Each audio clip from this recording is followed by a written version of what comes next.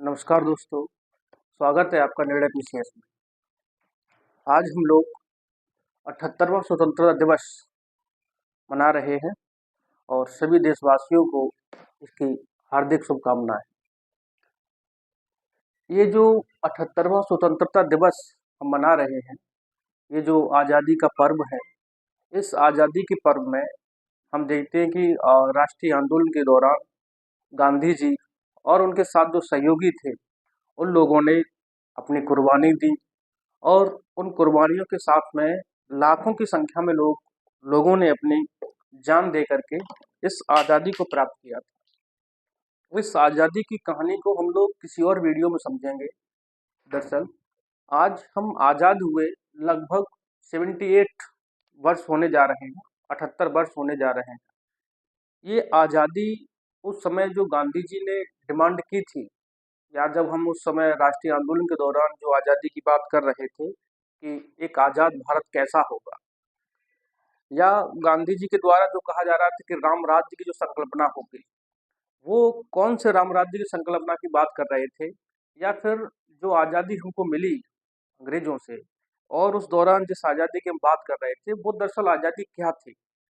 और आज 70 वर्ष या हम कहें 78 वर्ष लगभग होने जा रहे हैं पूरे, तो वो आज़ादी कहाँ तक हमको प्राप्त हुई है और ये जो आज़ादी है कहाँ तक ठीक है। इन बातों को थोड़ा सा डिटेल में समझ लेते हैं। क्या वास्तव में थंबनेल पे आपने देखा होगा कि क्या वास्तव में भारत आज़ाद है? तो इसका मतलब यही है कि जो आज़ादी की हमने उस समय बात की थी, क्या आज हमको 78 सालों के बाद वो आज़ादी मिल गई, नहीं मिल गई है, या मिल गई है, इन सब के आधारों को हम समझेंगे। तो देखिए, गांधी जी की बात करें, राष्ट्रीय आंदोलन में ये एक लीडर के तौर पर रहे। गांधी जी ने 1915 में लगभग भारत में एंट्री की और उसके बाद 1920 में असहयोग आंदोलन, और फिर 1930 में सविनय अवज्ञा आंदोलन, और 1942 में भारत छोड़ो आंदोलन। इन तीन आंदोलनों के माध्यम से देशवासियों को संबोधित किया, देश के लोगों को कनेक्ट किया, जोड़ा और अपनी वो बातें बताई जिसके माध्यम से वो चाह रहे थे कि ब्रिटिश से भारत को आज़ाद किया जाए। वो कौन सी आज़ादी की बात कर रहे थे, वो गांधी जी के आधारों को थोड़ा समझ लेते हैं। गांधी जी की आज़ादी का मतलब था, जो वो राम राज्य की बात कर रहे थे,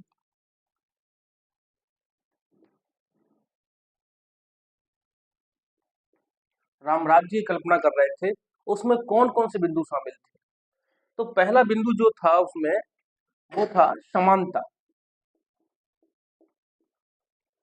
गांधी जी का कहना था, जैसे गांधी जी अफ्रीका में जब उससे पहले नेशनल मूवमेंट चला करके आए थे, तो अफ्रीका ने दरअसल पहली बार रंग भेद का दंश झेला था, कि काले गोरे का जो भेद होता था या वर्ण भेद होता था, वो पहली बार उन्होंने वहाँ अफ्रीका में झेला।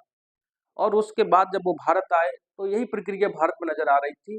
अंग्रेज भारतीयों को काले डॉग, ब्लैक डॉग कह करके पुकारते थे, भारतीयों के साथ घृणा करते थे, भारतीयों को उनके कार्यालय में जाने की अनुमति नहीं थी, भारतीयों को सार्वजनिक होटल या पार्क या बस स्टैंड, या कहें तो जो फर्स्ट क्लास की जो ट्रेन में जो टिकट होती थी, बैठने की जो सुविधा होती थी, उसमें भी अनुमति नहीं थी।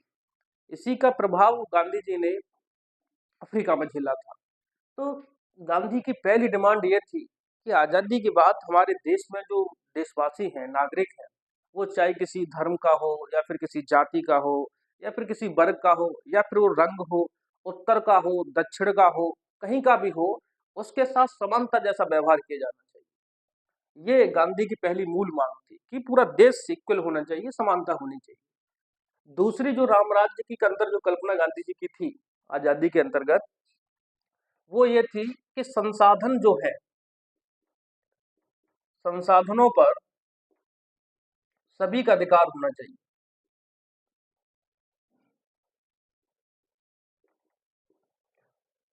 जिस दौरान राष्ट्रीय आंदोलन चल रहा है, तो उस दौरान आप देख रहे हैं कि जमींदारी व्यवस्था, सामंतवादी व्यवस्था, ये चीजें नजर आ रही हैं। एक व्यक्ति 200-300 बीघा जमीन का मालिक हुआ करता था, और वही किसानों के पास या मजदूरों के पास एक भी भूमि का टुकड़ा नहीं है।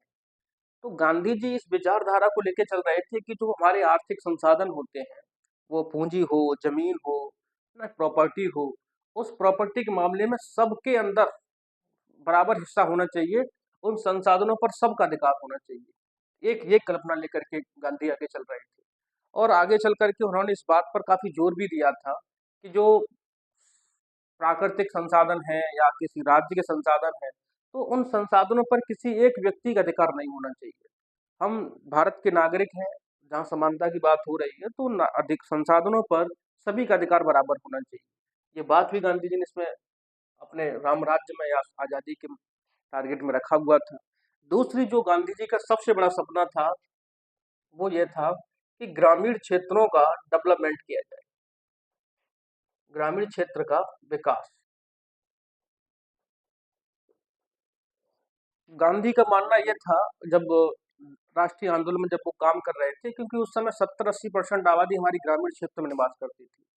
तो कहावत भी कहते थे कि भारत तो गांव में बसता है, भारत के लोग तो गांव में निवास करते हैं।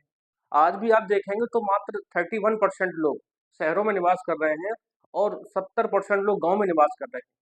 तो भारत वास्तव में गांव में बसता है और शहरों को जो आधार मिल रहा है, शहरों की जो इकोनॉमी डेवलप है, वो दरअसल ग्रामीण क्षेत्रों से है। तो जब तक हम ग्रामीण क्षेत्र के लोगों का विकास नहीं करेंगे, ग्रामीण क्षेत्रों का विकास नहीं करेंगे, तब तक भारत के शहरीकरण का विकास हो ही नहीं सकता है। ये बात गांधी जी उस समय जोर दे रहे थे। तो गांधी जी का जो पहला टारगेट था आजादी के पर्पस में, वो ये था कि ग्रामीण क्षेत्रों का विकास चरम सीमा पर होना चाहिए।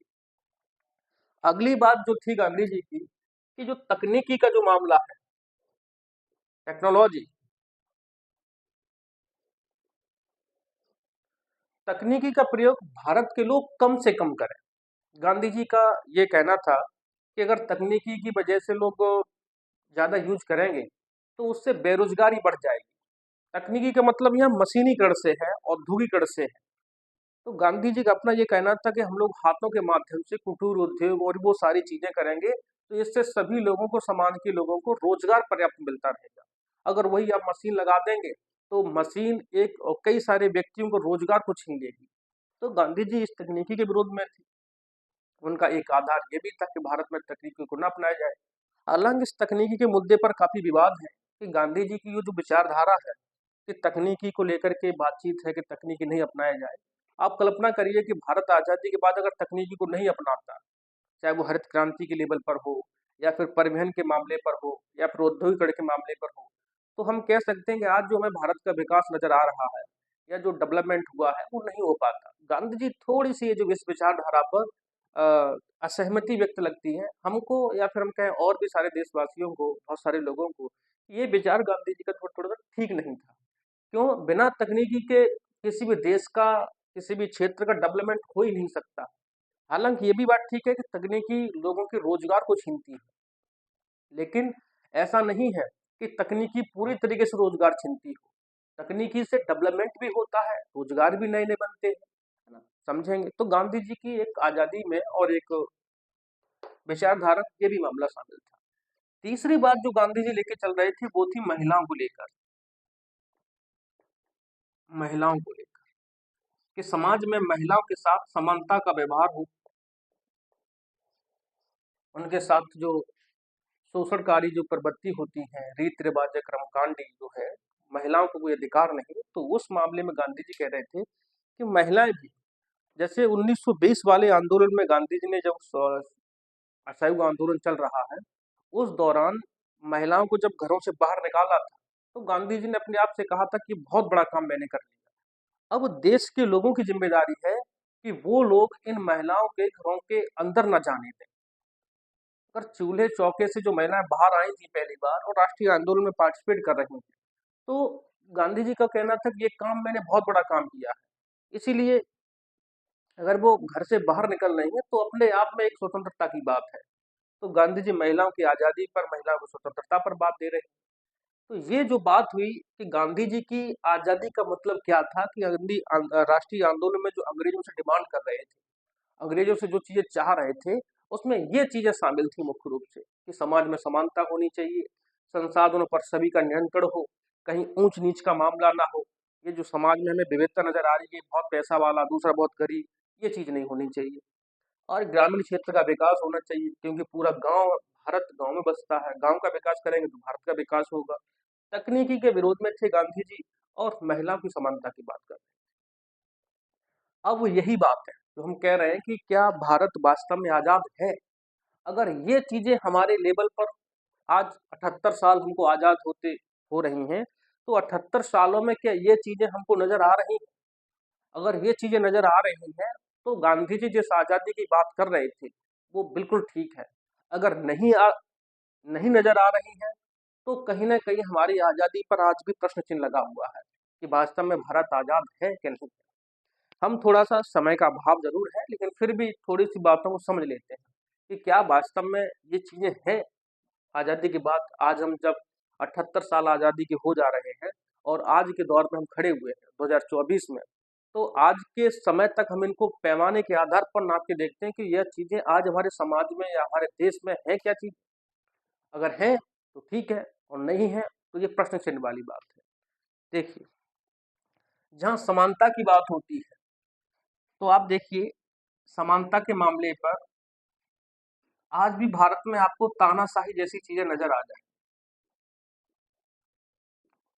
तानाशाही कहने का मतलब ये है कि जैसे आप कहें तो चुनाव के मामले पर हो, चुनाव हो, या फिर नौकरशाही हो। नौकरशाही चुनाव में देखिए कितनी हिंसा होती है, लोग जबरदस्ती से और धोखाधड़ी से सारी चीजें करते ही नजर आते हैं। दबंगई सबसे ज्यादा नजर आती है। जहां गांधी जी कह रहे थे ग्रामीण क्षेत्रों का विकास हो, आज जहां पंचायती चुनाव की बात जब होती है, प्रधानी के चुनाव होते हैं, तो सबसे ज्यादा हिंसा नजर आती है, सबसे ज्यादा तानाशाही होती है चुनावों में। तो ये जो थोड़ी सी समस्या है कि ये तानाशाही वाला जो मामला है, अंग्रेजों के दौरान भी तानाशाही थी बड़े पैमाने पर, आज भी हमको देश में तानाशाही नजर आती है। आप किसी भी सरकारी कार्यालय में चले जाइए, वहाँ जो नौकरशाही है, वो भी उसी ब्रिटिश के द्वारा जो रवैया अपनाया जाता था भारतीयों के साथ में, कि कार्यालय से भगा देना, उनसे कह देना भाग जाओ, काम नहीं होगा, है ना, उनका अपमान करना, सुनवाई ही नहीं करना, कार्यालयों में ना बैठना, वो सारी चीजें आज भी नजर आ रही हैं। तो नौकरशाही के लेवल पर चुनाव के लेकर, चुनाव की प्रक्रिया में लेकर के कहीं ना कहीं हमें आज भी समस्या नजर आ रही है। ऐसा नहीं है कि सुधार नहीं हुआ है, पहले काफी भी सुधार हुआ है, लेकिन ये जो समस्या है भी बरकरार है। इनको लेकर के मेरा ये मानना है कि देश में जागरूकता की कमी है, लोगों में अपनी अधिकारों को लेकर के और अपनी बात को मनवाने को लेकर के जानकारी नहीं है। तो ये सारी चीजें नजर आ जाती है। दूसरी बात देखेंगे, आज भी हम कह रहे हैं कि समानता का मामला नहीं है, रंग भेद जैसी चीजें नजर आ जाती है।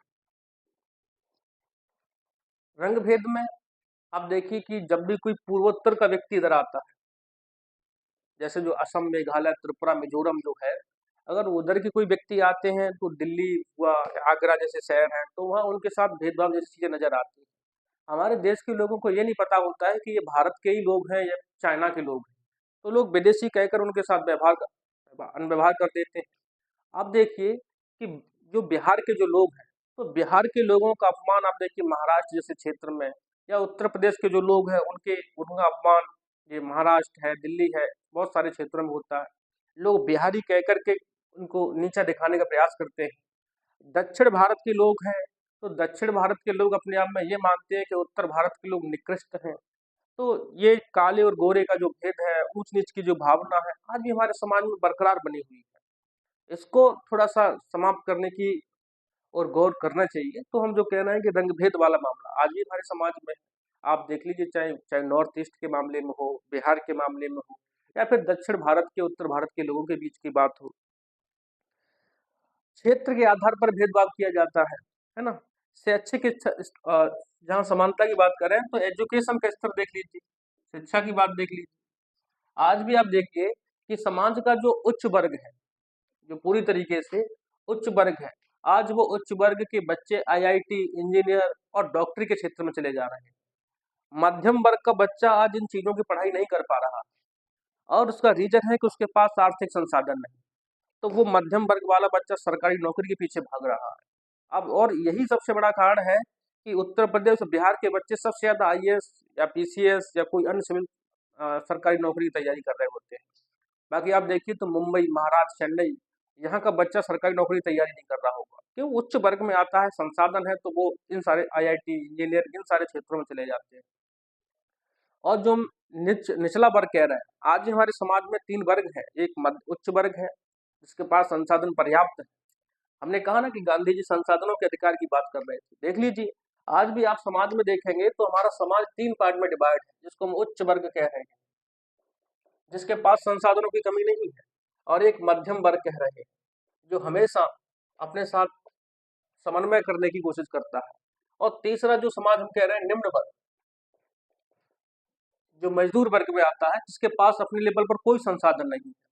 तो ये जो उच्च वर्ग है, इसके पास संसाधनों की कोई कमी नहीं। इनके बच्चे आप देखिए आईआईटी, इंजीनियर, डॉक्टरी इन सारे क्षेत्र में चले जाते हैं। मध्यम वर्ग वालों के पास इतने संसाधन नहीं है कि कोई अपना रोजगार कर पाए, तो सरकारी नौकरी में चले जाते हैं। और ये वाला वर्ग है जो निम्न वर्ग वाला, ये मजदूर और सारी चीजों से संबंधित है, तो यहाँ के बच्चे पढ़ाई लिखाई से काफी दूर रह जाते हैं।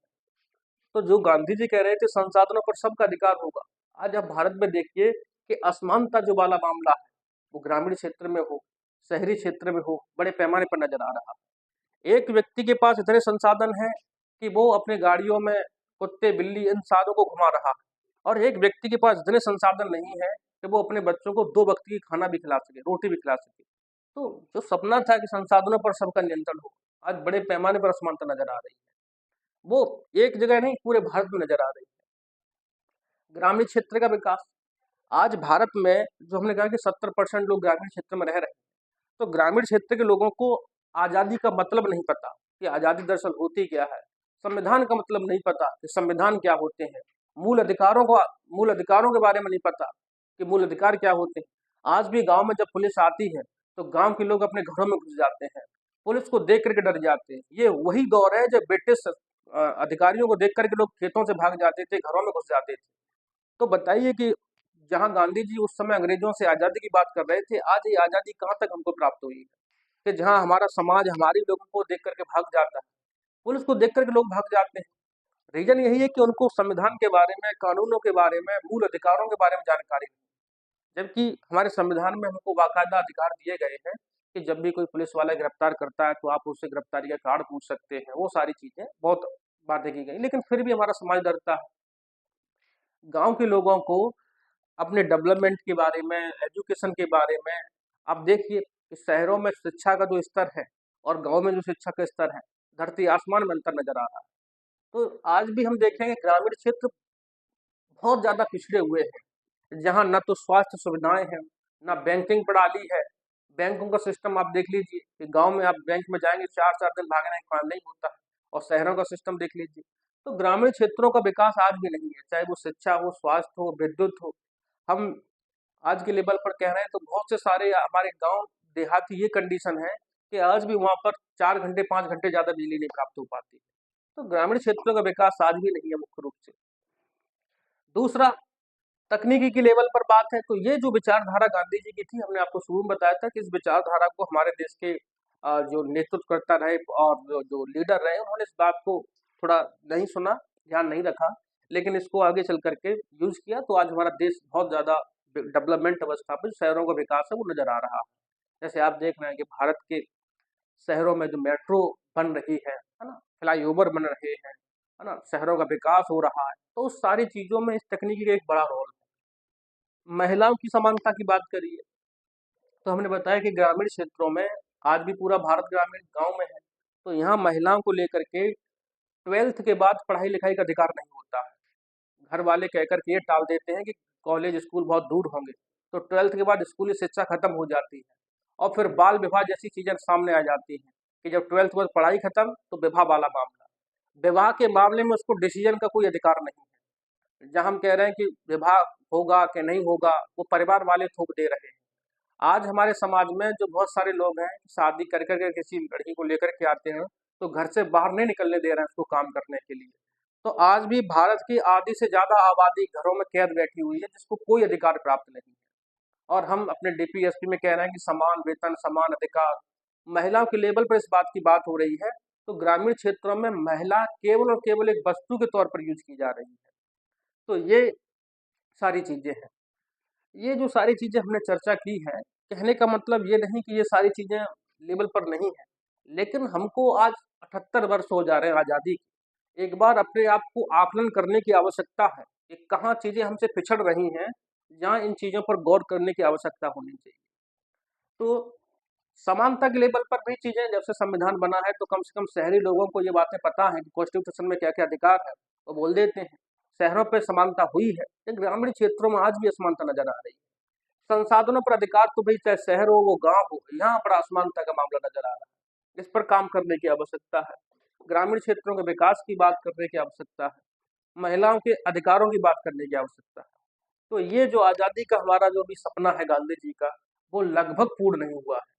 इसको पूर्ण करने के लिए हम सभी देशवासियों को संविधान, उसके कानून, उसकी व्यवस्थाएं, इन सब पर गौर करके एक साथ आगे बढ़ना होगा। धन्यवाद।